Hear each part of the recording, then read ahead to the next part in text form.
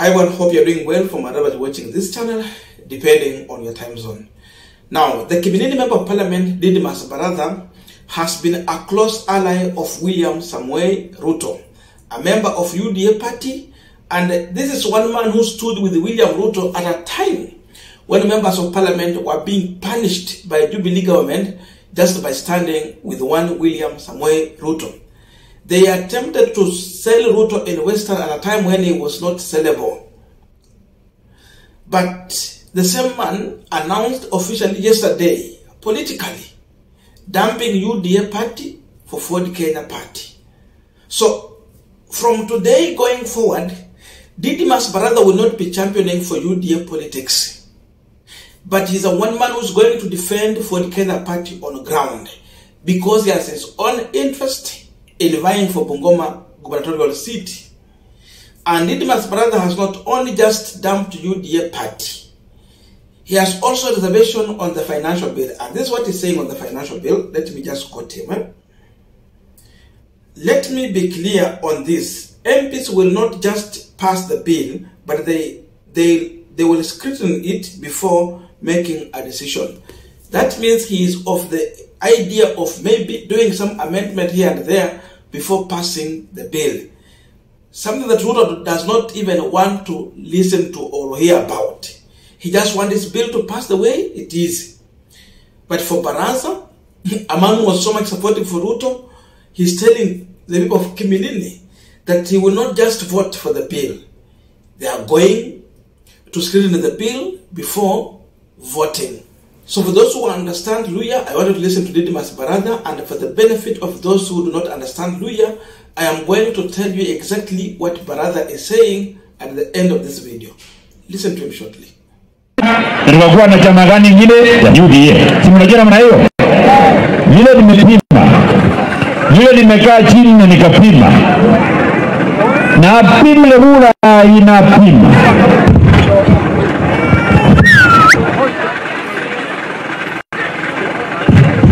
Na pima rula inapima na cheka. Assembly ya Fred Bungoma yaye. Abantu bali mu bakali ba MCA bakali bali ba Ford Kenya. Bali ba Ford Kenya. Kiyo mujibeji mu MCA ya Ford Kenya. Na pingu na mandi ba Ford Kenya bali bakali ba UDA bali batili. Mananaro nenga papa Roma ke pangire 2027.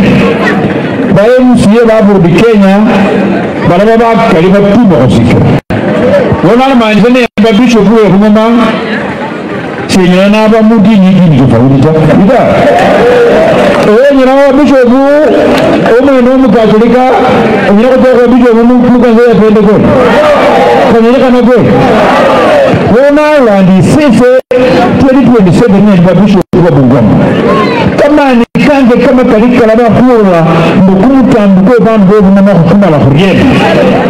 Sengenya nanjo huru kana kabaenda ho kana ngoja ho mbicha kana ho ngoja hola zinanu oneze 2027 ndekani ingira muri kanisa ya Ford Kenya be bishop bibwe neyo yo injili nechebwe ida wolo hala hoyeyo muri manga muri muri ba kuingira mu members ba Ford Kenya ugera mu bamasi weye zanangira mutubili nakero nacho mu UDA wono kwa njia rumo ya ndaku ingira mu Ford Kenya bauso jirove mbwe ne izige zinga kusho kuwe tayari na jide ndiwe mwele bana ita nenye mrebe ni swali mala munji ita ebeni mbabisho kwa Bungoma mala mu assembly yomo babunge bakaliwe ba Ford Kenya Dalilio kisana. Ita mwenyanyi kole kazi na papa Roma nimenanje humu pingane mkole mbeleko. Kole ni nae ita. Mwana wala kusema nifanye kazi na papa ya Roma, papa ya Roma, papa ya Roma, papa ya Roma. Sasa mimi naambia wewe papa ya Roma, mimi kijana mdogo, mjumbe ya Kimilili, watu wa Kimilili wamenituma kwako, unichukue kama kijana yako, uninunulie koti ya baridi isipige mimi. Si mmesema namna hiyo? Aninunulie koti ya baridi, ndio? Now, Didmus Baraza had gone to launch a school officially, and he was telling the people who attended that event that he has been studying the ground very properly. He has done his proper research, and he has realized that in Bungoma, Ford Kenya Party is popular compared to UDA and any other political party. Because of that, he is making that very informed decision to associate himself with the Ford Kenya Party. And he has interest to vie for the Bungoma gubernatorial seat. So according to him, he needs the help of MCS, because if you check in the county assembly, MCS from Ford Kenya side are the majority. So he will need all those MCS to help him during the campaign.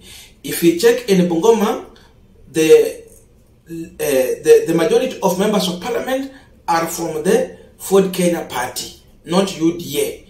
So because of that, he will need those members of parliament from Ford Kenya side to support his gubernatorial bid. Because of that, he is going to Ford Kenya Party, and therefore is going to meet with Wetangula, Baba Waroma, and tell him that the people of Bungoma have sent him so that they can give him the court to make sure that Hamaluzi na baridi. That's exactly what Didmus Baraza is saying. And they're saying that to do with the bill, as I said at the beginning, they will not just vote. They're going to scrutinize it before making that very informed decision to vote for it. Now, UDA is in Kenya Kwanza, and of course Kenya Kwanza is a ruling coalition, but then the party there that had a presidential candidate on ticket, it was UDA party. So seemingly UDA is the ruling party.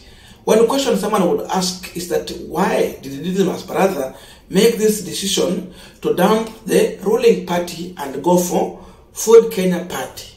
That's the big question on this pipeline, but before we go deep into that discussion, just a quick request for those who are watching and you are not subscribed, please consider subscribing to our channel. Thank you so much, and again to all our viewers, please give this video a thumbs up. Thank you so much, and back to this discussion. Now, Didmus Baraza is a very calculative politician. This is one man who has also tried on the ground at least to do development in his constituency. You talk about construction of schools, Didmus Baraza just got it right. His track record can be seen on the ground. We know he has his own shortcomings, but for development, he has brought modern schools in the village in Kimineni.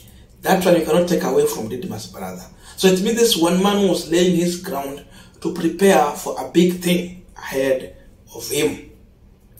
And I can tell you, Baraza did not just start yesterday or a time he announced his candidature to move to Ford Kenya to associate with Wetangula. No, this was seen right away from the time when Wetangula went into a coalition with the William Ruto in Kenya Kwanza, together with Musalia Mudavadi. So Baraza was so much friendly to Mudavadi and Wetangula in that campaign.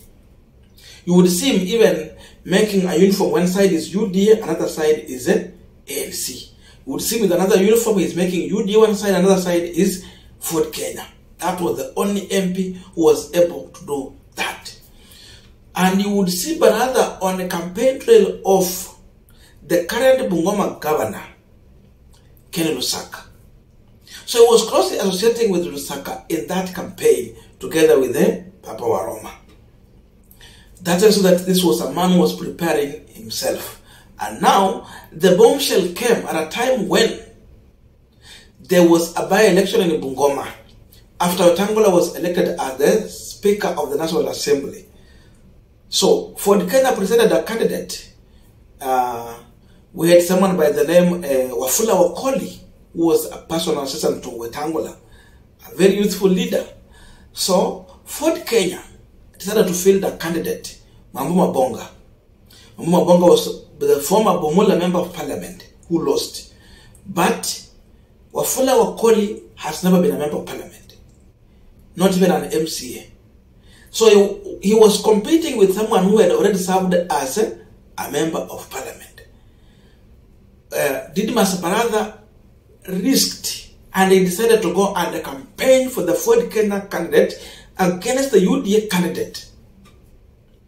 That was the beginning of serious interest of Didmus Baraza. And from that point, I knew Baraza would definitely dump UDA party for Ford Kenya party, because I saw his interest in Bungoma politics.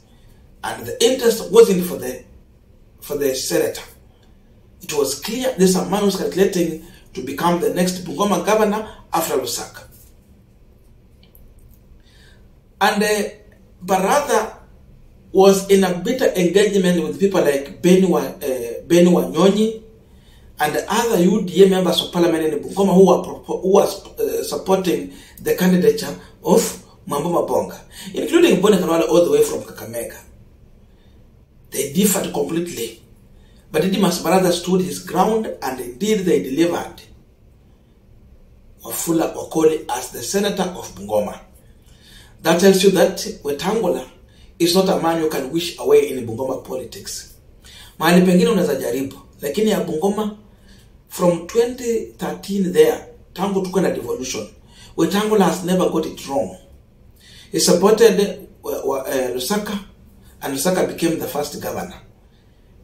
Lusaka alileta mchezo, akasongezwa kando, akaleta Wangamati. Wangamati became the governor. Wangamati alikuwa from corporate world. Hakuwahi kuwa mwanasiasa, but he made him governor. Wangamati brought the drama, he kicked him out. Akarudisha Lusaka. The question is, if Lusaka is that already politician, he has been at least a governor, and he has been a speaker, why did he decide to dump UDA and come back to Fort Kenya? He knew the man who defines Bungoma politics is Wetangula. So he came back, and now they are working together. So for Wetangula, for those who don't know, the formula is that you go into a kind of agreement with Wetangula in Bungoma if you want to become the governor.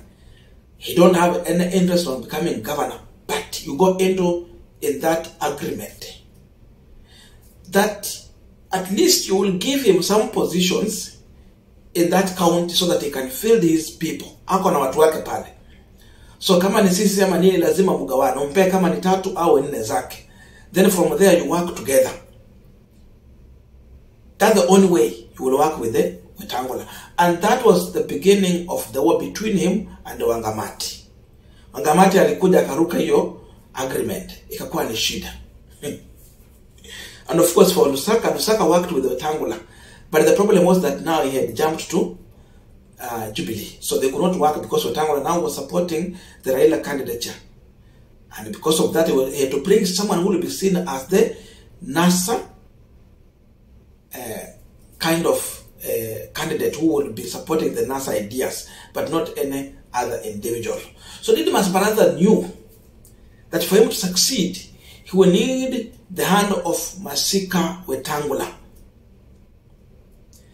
So he just waited at the right time, and now he has announced it is now Ford Kenya, not UDA.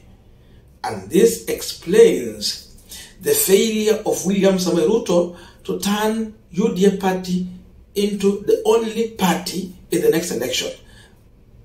Tumeona Gachagua akina Malala wakisema ya kwamba UDA will just field the candidate, they will not go into a coalition. My friend, the next election, UDA will need even more political parties to be on the side. There will be nothing like coalition. Take it from me. When you are running for office for the first time, you can get a high number of votes. But when you are defending for the second time, now you are defending, it becomes a problem because everyone will be screening the mistakes that you have done. They have to check. So Ruto atakuwa rais kwa next election haiko. The way he's running the economy haiko. Ndio maana watu kama Didmus wanasema hapana, let me be at safe side. Nifanye kazi na baba wa Roma, anipe kiti, nikuwe governor hapa. So the way he's saying, Bungoma MCS wengi ni UDA. Sorry, Ford Kenya. And you need MCS kwa ground wa kufanyia campaign. So where will you go? There's no option here. Go to Ford Kenya party. And you have your way. Members of parliament hivyo hivyo. Then Wetangula atakuja tu na asema Didmus Baraza. Wetangula can be compared to some extent when Orengo was vying as a senator, forget as a governor. Orengo did not produce a poster, anakuja tu kwa siku moja anapewa kura. So for Wetangula it has been like that throughout. He never produced posters. Anandanga tu kule anaomba kura ya Raila, anafinishia pale. Anasema niko kwa ballot kama senator. Anapewa hivyo. Even this time wakati alikuwa anaombea Ruto kura, hakuweka posters zake. Anasema tu naombea Ruto kura lakini nataka ugawa senator hapa. Anapewa. So he has been like that. So you can see, it's not a man who would wish away. So Didmus Paratha, in his own wisdom, he has realized that for him to succeed, he will need Wetangula, but not William Ruto. That tells you the story. I don't know your views, but let us put it in the comment section for coordination of this conversation.